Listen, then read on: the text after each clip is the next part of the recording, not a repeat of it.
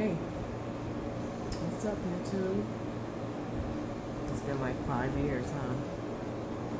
Yeah, it's been a long time. So, today I'm coming to you guys. Basically, this is going to be a series of testimonies. I'm going to get back to the hair thing. I will be uploading hair videos, talking about hair, probably doing some hair, but right now, I want to talk about some things that I've gone through. And mainly one of the reasons why I haven't been on YouTube in about 5 years.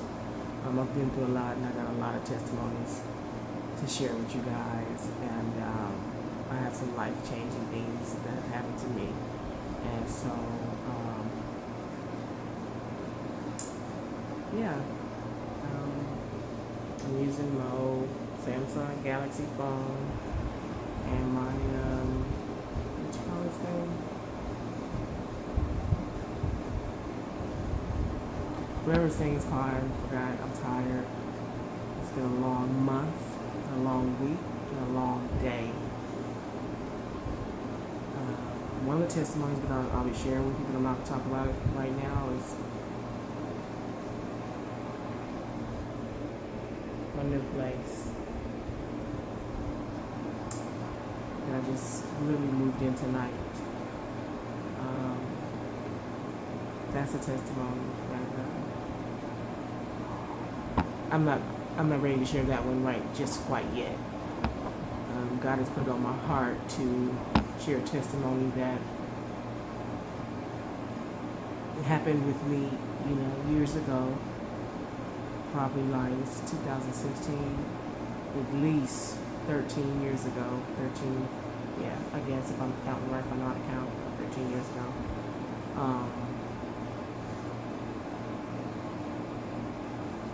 I'm not gonna go on this particular video. I'm gonna start with just a little bit because it's late, and I still have to get my stuff in here and unpack. But sorry for the bad recording and the bad lighting. For those who want to know, before I start, this is the Mambo Twist 14-inch unraveled. It's been in for about 2 weeks. I've gotten it kind of wet in the shower and stuff. And yeah, so that's what I'm wearing in my hair. These are crochet braids. And yeah, I got it kind of pushed back with a headband off of my face. It's been tough. It's been rough. But God, He always makes a way. He make a way out of no way. God is able. So I'm fine for God right now, and everything that He has done in my life, and everything that He has shown me. Lord have mercy, Jesus. Thank you, Jesus. So,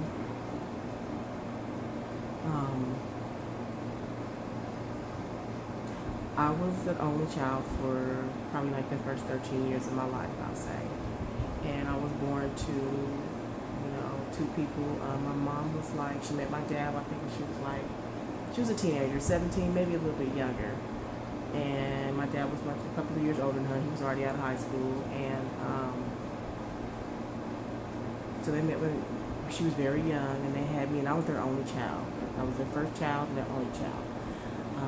My mother and father were each other's first loves, and my daddy still loved my mother to the day he died. And he was remarried. No disrespect to my stepmom, I love her, and the family that he developed with her. But everybody knows that my pop still loved my mother. I hope you guys can hear me because that AC is kind of loud.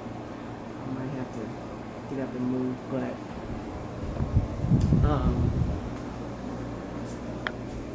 yeah, my dad, my mom and dad were each other's first love, and they still loved each other even after they had got a divorce. And basically they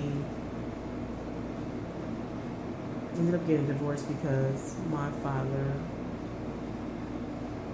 had a drug problem. I was very young. I did not see him use drugs. I don't know that part of him as a child. all the time that I grew up, from because when they split up, he eventually got clean and he stayed clean. And I always knew my dad to be in the program. My daddy was a pretty fly person. He liked the finer things in life. He liked to dress. He liked gold and jewelry. My dad's from the 80s. And so he was that back in the 80s. In the 90s, probably more so as well. But then I left my mother's house, and I'm probably leaving out stuff that I shouldn't leave out. So I'm trying to just wing it. He left my mother. I left my mother. He left my mother. I left my mother's house. They had already been divorced. My mother had remarried, and she had my other's brothers and sisters, and he remarried, and I had other brothers and sisters from him as well. And so I was like 19 when I left my mother's house, and I went to live with my grandmother, my nana, my dad's mom. Let me just say real quick that these people, my daddy and my grandmother, my nana, meant the world to me. I mean, and I meant the world to them. I was a daddy's girl, and I was Nana's girl. And I mean, like, Nana did not play about me. And there was times when I could have even been wrong, but she wasn't nobody say that to me. I mean, we were just very close. There were times when I would go and stay with her during the summertime when I was in elementary school, and I was in school, and during that time they had the what you call the year-round school, so you would go to school for a couple months and you'd be off for like 2 or 3 months. And during those 2 or 3 months, I would go and stay at her house. My mother lived in Compton. She has a house in Compton. That's why I say I grew up in Compton, because she still has that house. That's the house that I grew up in. That's the only house that I know. I'm 39 years old. And so I would stay with her, and she was a very loving person, and I would call her mama sometimes. She was almost like more, not of a grandmother, but more of like a mother. And I have a mother, and my mother took care of me. My mother raised me. Still talk to her, I have a mama. But it was just, that was the kind of relationship that me and my nana had. And me and my father had an awesome relationship too.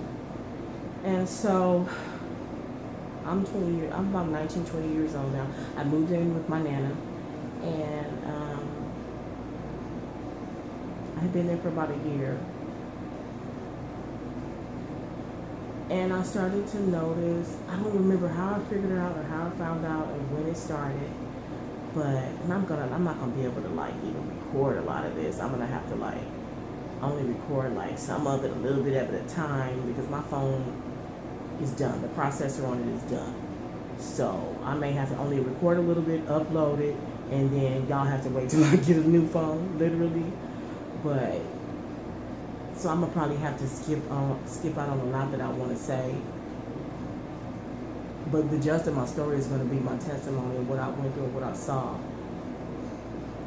And it's going to be about the kind of family that I came from. And I want to make sure you guys can follow me. It's going to be just this testimony about just what I went through and what I saw, and how I survived it, and how I never thought that it was that big of a deal, and that it was nothing that major, but I went through that and I got through it, and it was only by the grace of God that I did. But anyhow, so I moved with my grandmother, and I don't know how long it was that I realized, how long I had been there before I realized it. I'm going to start talking a little fast, but I was starting to see her nodding off a lot. Sometimes it's kind of hard for me to talk about. And if any of my family members come across this, I'm going to try to keep the names private. But people are going to see my face and they're going to know who I'm talking about. But I'm going to share my testimony about my family. It is a very private matter, but I have to share this. I have to obey God. I have to share this. Some people might get it. Some of my family members might not like it. I'm sorry. It needs to be put out there. because some people need to know that you're not the only ones who have family members who are like this. And these are like my immediate family members that I'm very close to, and they wasn't out on the streets. They had houses. They were at home, kids. They were actively in our lives. It wasn't like that, but like I said, I don't know how long it was, but I started, sometimes I started to see her nodding off. So I thought, maybe she was taking pills, taking medicine. I don't remember. I thought her hand used to hurt. I remember when I was a little girl, she used to go to the doctor for her hand. Anyway, chop that story up some. My brother had a heroin addiction. And then, in lieu of her heroin addiction, she was taking pills. And then she tried to get off the heroin and she started taking methadone. And from what I recall, the methadone didn't really help. And so that was like within the first year or two. So I noticed that she had this issue. House was still good, it was clean, He would come over and visit her, check if his mom was doing. He loved his mom, he would come check on my grandmother. And that may be like, I don't know when, all of a sudden, I don't know how long it was, I can't remember. I'm in a new place, so every little noise I hear, I'm turning around. Anyway, so all of a sudden, I'm gonna cut a lot of stuff out because I'm not gonna have a lot of time. I can't tell you guys everything because this phone is whack. Literally, it's whack. The processor's dead, like I said. I don't have a lot of memory on it, so I realized that, and then I realized my grandmother had a heroin addiction. And then I realized my dad started using again. My dad had been clean, and both of them, my grandmother had been clean as far as I know for like 30 years, and my dad about 25 years clean. He was in the program. My grandmother never really got into the program, but she would stop using it because I knew, I cut a lot of stuff, but I knew that they had these drug problems when they were much younger, and my dad when he was much younger, and when I was like, I said 2 or 3 years old because my mother's split, and he was like, I was like 2 or 3. And so all of a sudden, they started using again, and saw them use, and I didn't like it. I mean, they would do things in front of me, and I didn't like it. But I still love them unconditionally because they always loved me unconditionally. No matter what condition they were in, they always helped me, they always loved me, they always gave me whatever they could give me if I needed something.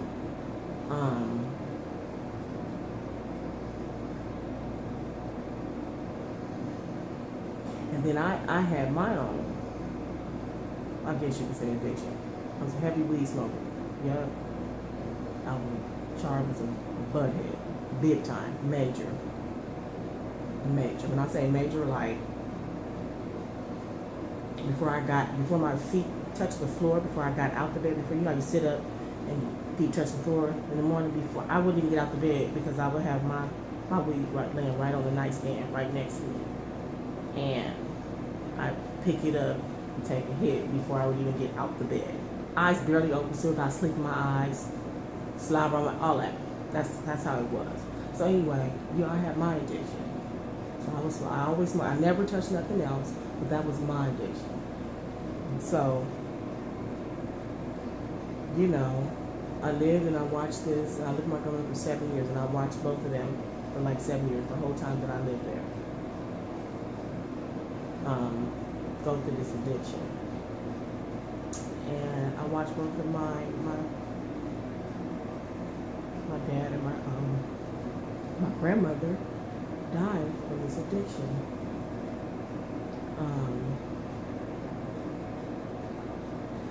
They died 2 years apart, so that's like losing them at the same time. My grandmother died first. She got malignant cancer in her liver. She had been sick for a year, saying her stomach was bothering her. We didn't really know. I was very young and young-minded. We didn't know what was going on, so we kind of wasn't paying any attention. And I think she knew, because literally after she found out, like 2 weeks later, she was gone. She died. She died at the house that I grew up in the room. She didn't want to go on hospice. I think she was on hospice, but she didn't want to go on. She didn't want to die in hospice. She wanted to die there at the house. And 2 years later, Pops was gone. I'm going to leave out a lot of details. I don't want to talk about a lot of things, but You know, they died from their addictions to heroin and cocaine. And that side of my family, there's a generational curse. There's a lot of the people on that side of my family died from drugs, drug addiction. Or they died horrible deaths. So they were murdered.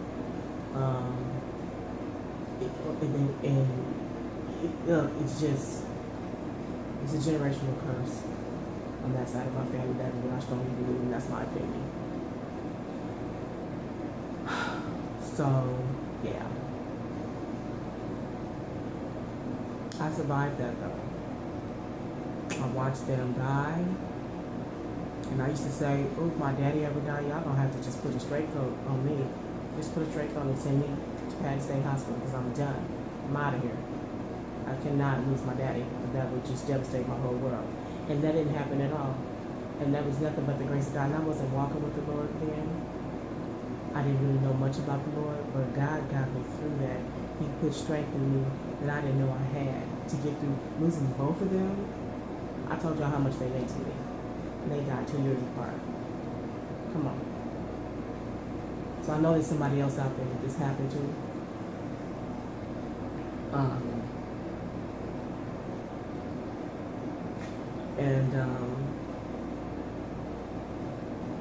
It's tough. It was tough. Because for a long time after that, I was depressed. I got to my highest weight of 275 pounds. I smoked a lot, the most weed ever. I had got to the point to where, if you know anything about weed, like, I would smoke like a dub a day. That's $20 a day. Like a crackhead, smoking weed every day. I had to, and I would smoke it up.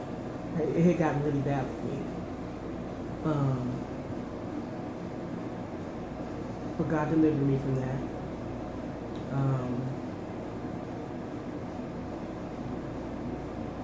But I guess what I want to say is, no matter what, you draw your strength from God, even when you don't think you are. All your strength comes from Him. God doesn't give you nothing. Now, it sounds so cliche, isn't it? I hate when people say, God don't give you nothing good, but He really don't.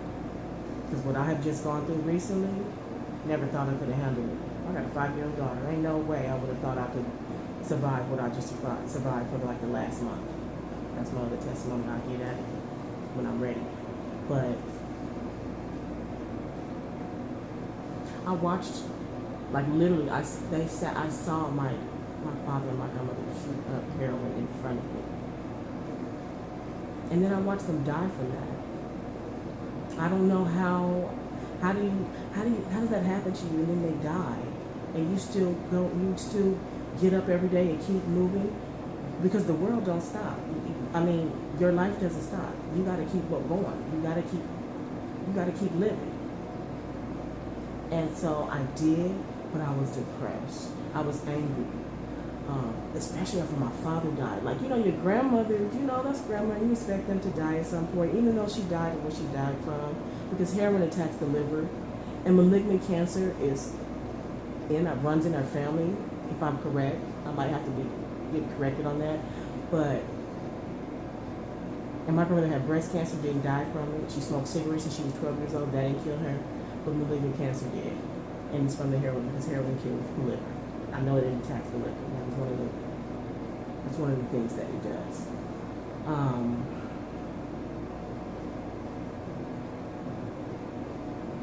When my daddy died, the cold part about it though, when my father died, the day he died, I was down the street.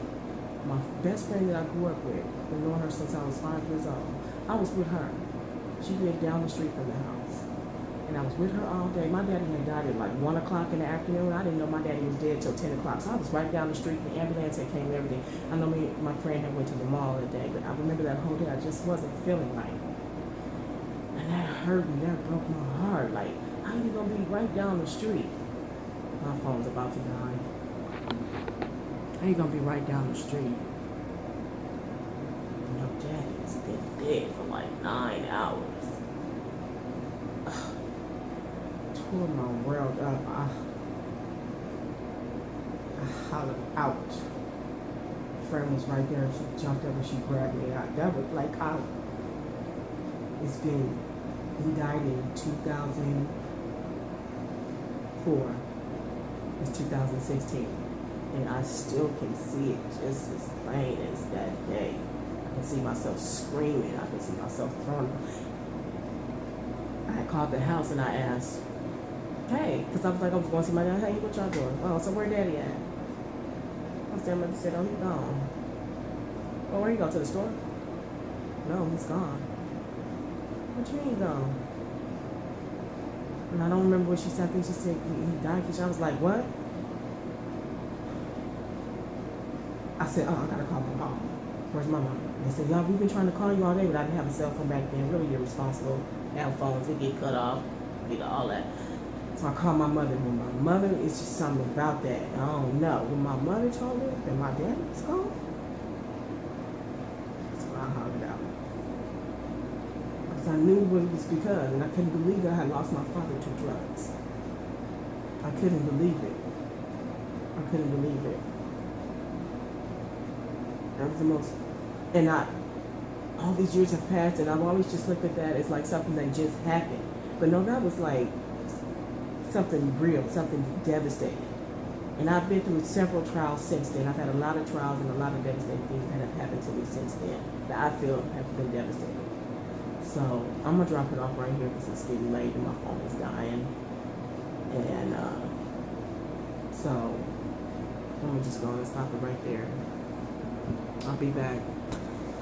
Just stay tuned for the next one. I don't know when the next video will get uploaded. Hopefully it'll come right behind this one.